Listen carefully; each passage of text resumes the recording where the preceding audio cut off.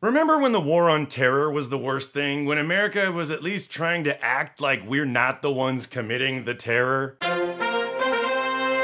Welcome to United States of Europe. I'm your host, Greg Shapiro, and right now, here is what Europe thinks of the United States. Since Donald Trump's immigrant family separation policy came into effect on the 15th of June, it's never been more clear that Donald Trump is all about winning. We have to be winning, always winning. It is not enough to win the war on terror. We have to be the terror. Remember George Bush, Mr. War on Terror? Now he's like Mr. Softy. Even ISIS is like taking the kids and putting them in cages. I mean, even we didn't think of that. Here's the audio of immigrant children the Trump administration is separating from their families.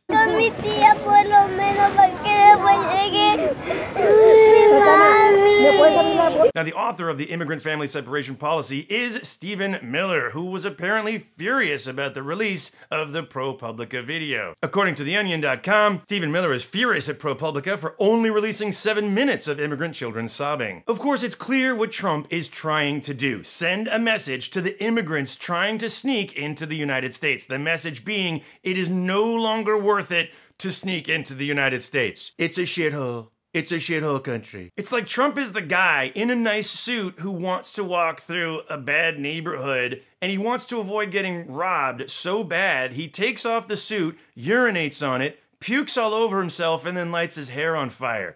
Even the guy who was gonna rob him is like, hey, maybe someone should get you some help. People accuse Trump of having a tiny heart, not even thinking what he's doing is morally wrong. But he clearly knows it is wrong, or he wouldn't keep trying to blame so many other people, like the Democrats, or now, Germany. Trump tweeted, and I know, it's Trump tweeted. It's not Trump wrote, or said in a press conference, or stated in an interview. It's Trump tweeted. Trump cut and pasted from some right-wing article he was reading and passed it off as his own idea.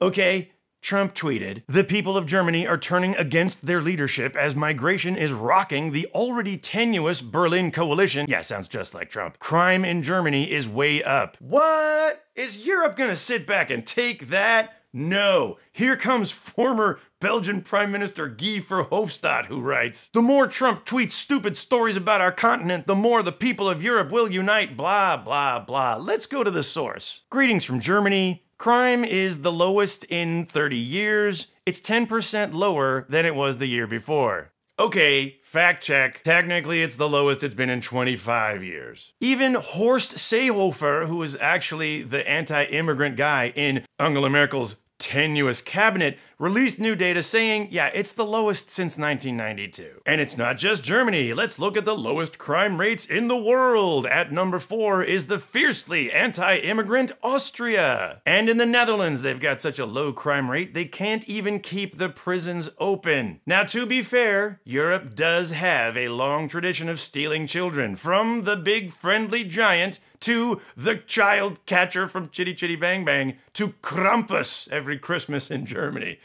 Leave it to the Germans. So maybe that's what Trump meant in his tweet. Maybe he had a point. Unfortunately, Trump was unavailable for comment as he was busy hugging an American flag. Hugging an American flag as someone in the tech booth had the wisdom to play because that is what the flag and the Constitution represent. And that is why the flag is now filing a lawsuit for unwanted physical contact. That was part 1. Part 2, you should click on next.